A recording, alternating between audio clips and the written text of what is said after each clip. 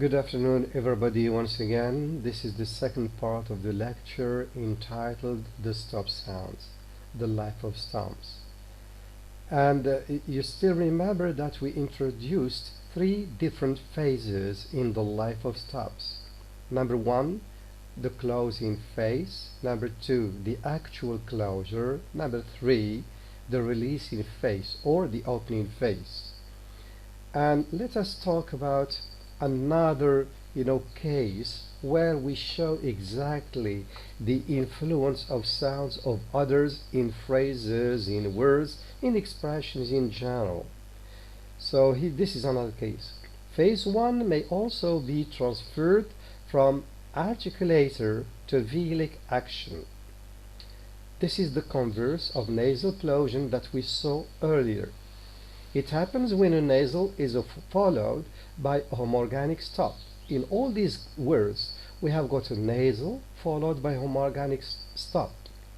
Here, m, b, n, and k, n, d, m, p. In all of them, we have got a stop preceded by a nasal homorganic sound. Now, in figure 4, we have got the mouth passage. What is meant by the mouth passage? This is the passage of the air through the mouth. And this is the passage of air through the nose. So what happens in these cases? Phase number 1 for the stop does not take place in the mouth. It is transferred to, the velic action. Here we need to raise both the velum and the uvula to allow the air to go through the nose. This is what happens at the level of phase 1 for the production of the stop here. D in under, G in hunger, B in somber, and so on and so forth here. So phase 1 is transferred from articulator to velic action. Look, we say and. The moment you want to form the obstruction of the air for D, you find that it's already done, because we have got here a nasal which is homorganic, and there is also an action taking place before the production of the oral stop. It is taking place at the level of the nose. Here we have got the passage of air through the nose. That's why we have got this transference from the mouth, from the articulator, to the velic action that is through the nose. Now in figure 4, phase 1 is represented by the raising of the velum to make a velic closure. The articulators are already in the posture required for the stop. This is what we have just explained. Now let's talk about another case. Both phase 1 and phase 3 of a stop may be transferred from articulator to velic movement. This is what happens in cases like St. Nicholas, stamp machine. Here the stop is preceded and followed by homorganic nasals. Look, n, t, okay, we have got in St. Nicholas, we have got n, t, followed by n. In stamp machine, we have got m. In the middle we have got the stop, followed by the same nasal. So in these cases, what happens? Both phase 1 and phase 3 for the stop are absent. They don't take place because the stop is preceded by the nasal and followed by the nasal, and both nasals are homorganic. They have got the same place of articulation as the stop. This t is alveolar, n here and here are both of them alveolar. P is bilabial, m and m are also bilabial. So in fact, when this case obtains, this is what happens according to this figure. The passage of the air through the mouth here, it takes place only at the level of phase 2, but phase 1 and phase 3 are transferred to the velic action. The passage, the air goes through the nose rather than through the mouth here. So we have got to transfer phase 1 and phase 3 to the level of the passage of the air through the nose here. Now another case to show exactly how we can pronounce stops according to phonological rules in English by looking at their different phases is lateral closure. Here we can talk about oral plosion, maybe central or lateral. What is meant by oral plosion? When you produce, for example, a stop like t, you feel that the air goes through the mouth. This is what we call oral plosion. It is released, it takes the form of a plosion through the mouth. So oral plosion may be central or lateral. What do you mean by central or lateral? You remember we talked about L, the sound L, as being a lateral sound because in its production the air can be or should be kept should be obstructed at the center of the mouth, but it is left free through the sides of the mouth. So L is called a lateral sound. Now S is a central sound because the air goes through the central part of the mouth.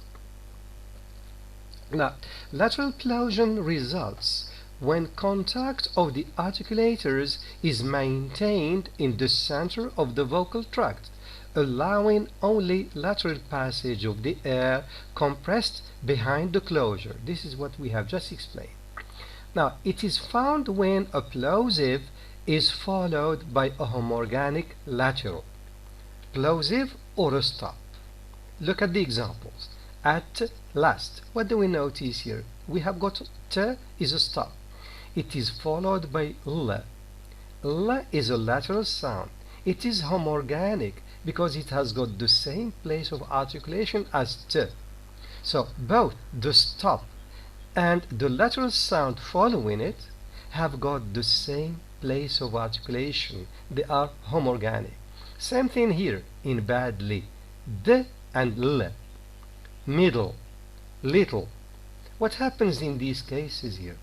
In these cases, phase 3 is confined to the sides of the tongue.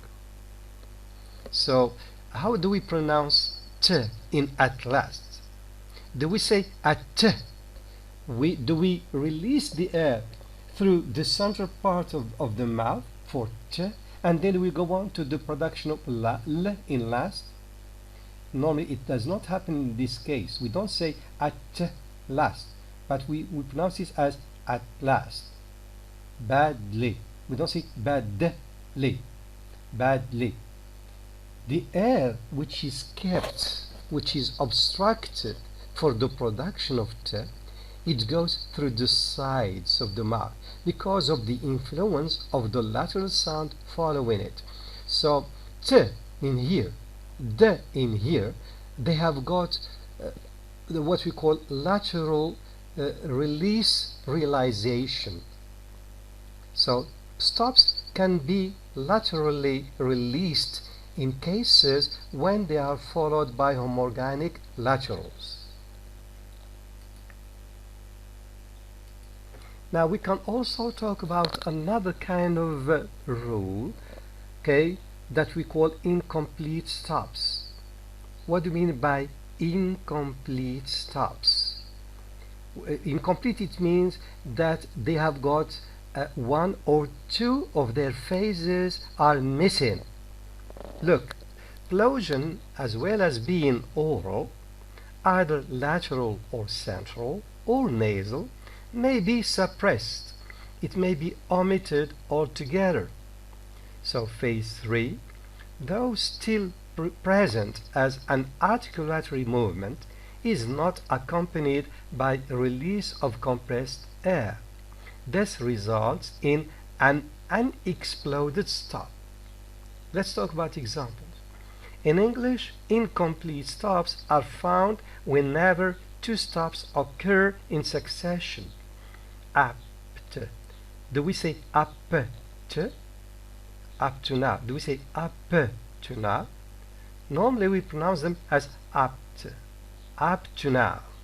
What do we notice here? The air which is kept for the production of p is not released after at the end of the pronunciation of p. The air is still kept, it is being still held in the mouth, and we go on to the production of t. We say up to now. So phase 3 here is not, it is absent, in the production of p. So p is incomplete in apt and in up to now.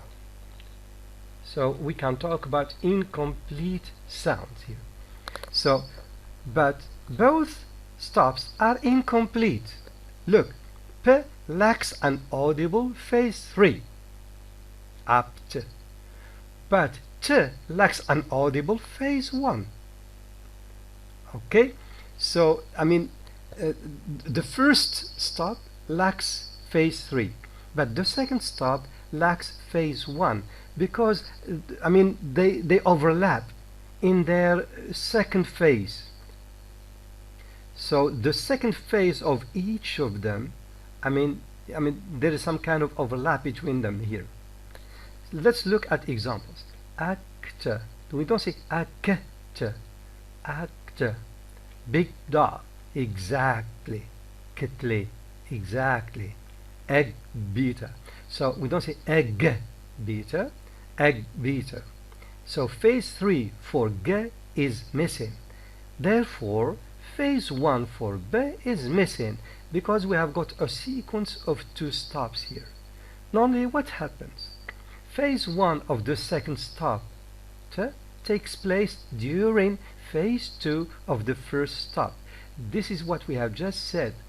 Phase 2 of both stops overlap, so that when phase 3 of the latter comes, there can be no burst of escaping air with its accompanying noise, since the structure for the second stop prevents this. This is what we explained. Look, this is the first stop, and this is the second stop. Okay, when you produce the first stop, which is immediately followed by the second stop, you don't release the air for the first stop. But look, this is phase 2, sorry, for the first stop. It overlaps with phase 2 for the second stop, which means that the third phase for the first stop and the first phase for the second stop are missing, because the second phase of both of them is the same. There is an overlap between phase 2 of the first stop and phase 2 for the second stop. So look here, there is an overlap. So this is what explains to us incomplete stops. Now in English, one may have a sequence of 3 stops, and when this happens, the middle one is doubly incomplete. What do you mean by doubly incomplete? It lacks an audible phase 1 and an audible phase 3. Look, locked cupboard. K, t, k. Locked cupboard. We don't say locked cupboard. Locked cupboard. Apt pupil. So look, we have got p, t, p. A sequence of 3 stops. K, t, k. A sequence of 3 stops. When we have got a case like this, what happens? The one in the middle is doubly incomplete. It lacks an audible phase 1 and an audible phase 3.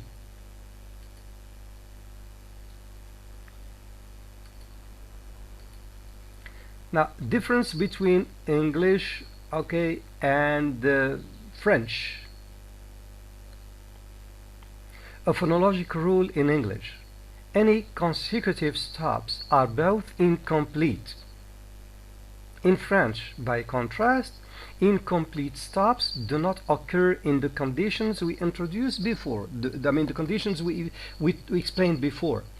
Thus, in French, apte, apte, as distinct from English apt.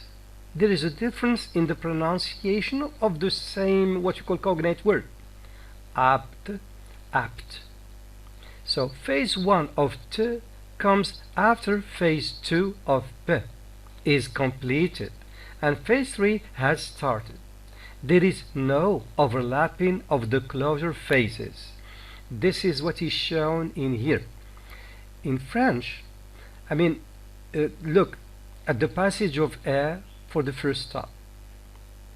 The second stop in French begins only when we begin to release the air for the first stop. Up, up, t, up, t. But in English, it does not take place in this way. Phase 2 begins earlier here. Phase 2, for the second stop, begins earlier. There is some kind of overlapping between phase 2 of the second stop and phase 2 of the first stop. But in French, we begin the pronunciation of the second stop only when we begin to release the air for the first stop. So there is a difference between French and English in this case. Now let's talk about affrication. This is another way in which phase 3 may be modified. Phase 3 normally takes place so rapidly that the noise which is associated with it results entirely from the burst of escaping compressed air. It's possible, however, to slow down the separation of the articulators so that they take long enough to pass through a stricture of close approximation for the resulting friction to be audible. Sometimes we delay the release of the air. This is what gives us affrication. The Plosion is said to be affricated. Look, these parting lines which constitute or which form phase 3 in the life of stops, it's not a quick one. They don't part in a very sudden way, but there is a slow releasing of the air. Look at this way here. There is a certain time, okay, that it takes the organs to get far away from each other. So this results in affrication. So we have got in some dialects of English, especially in Canada, you have got d is pronounced as z, t as ts. So instead of saying day, it's pronounced as j, the j. So d here, when it is pronounced as d, it is affricated, and this is what happens for an affricated stop. The two organs do not very quickly part, but there is a slow parting here. So this is what results in affrication, J. Now I have got the impression that some dialects in Morocco make use of affrication, Muhammad instead of Muhammad. Okay, so we have got affrication being used in some dialects in Morocco. Now let's talk about aspiration. Here we must consider the coordination of states of the glottis with the different phases of a stop. What is meant by the glottis, the states of the glottis? You remember we talked about the vocal cords, and that's a space between them is called the glottis. You remember that we can obtain voiced sounds according to the vibration of the vocal cords. When the vocal cords do not work, they do not move, they give us voiceless sounds. So if the glottis is open during phase 2 of the stop is called voiceless. But we still have to consider what happens during phase 3. If voicing does not set in until phase 3 is completed, the Plosion itself is voiceless. Here the stop is said to be voiceless aspirated.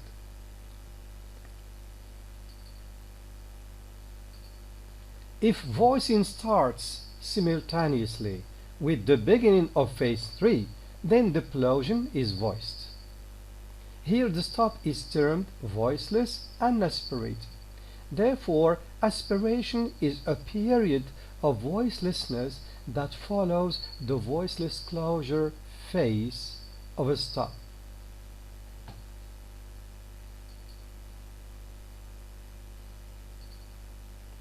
Now we're going to explain this through figure 9, where the lower line represents the state of the glottis.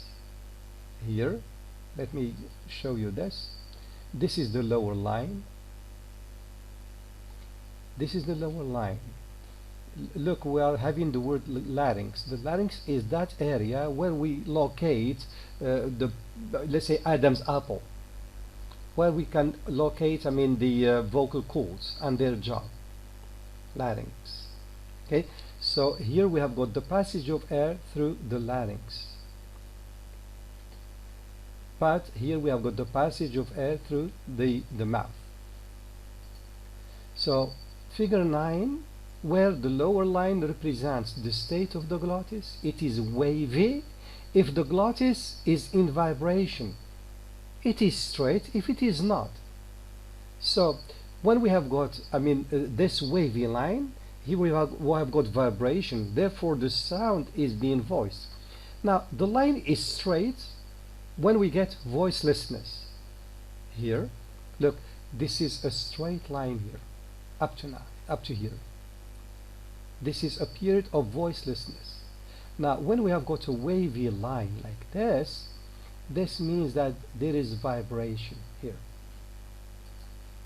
A voiced stop, a voiceless unaspirated stop, and a voiceless aspirated stop differ according to the point at which voicing sets in during the course of the successive phases of the stop. Now, what makes the difference between voiced stop, voiceless unaspirated stop, and a voiceless aspirated stop? It's that moment where voicing begins. Okay, according to the different phases of the stop. The stops vary from fully voiced to voiceless, fully aspirated. So let's have a look at this figure. What happens to the air here? Look, through the different phases of the stop.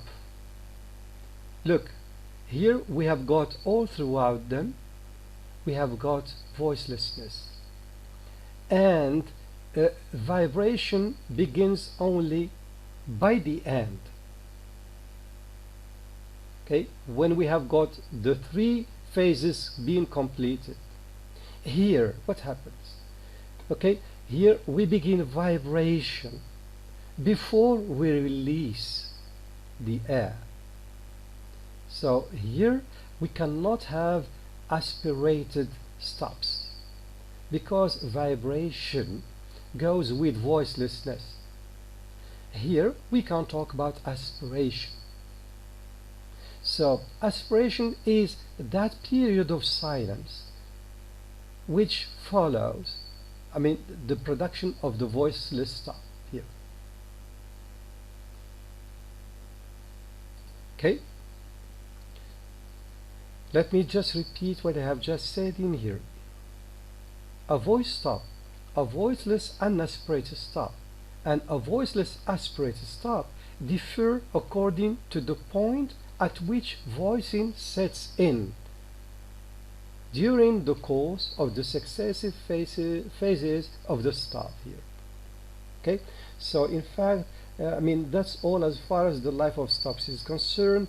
I hope you have got an idea about the difference or differences between the job of phonetics and phonology through the example of the system of stops.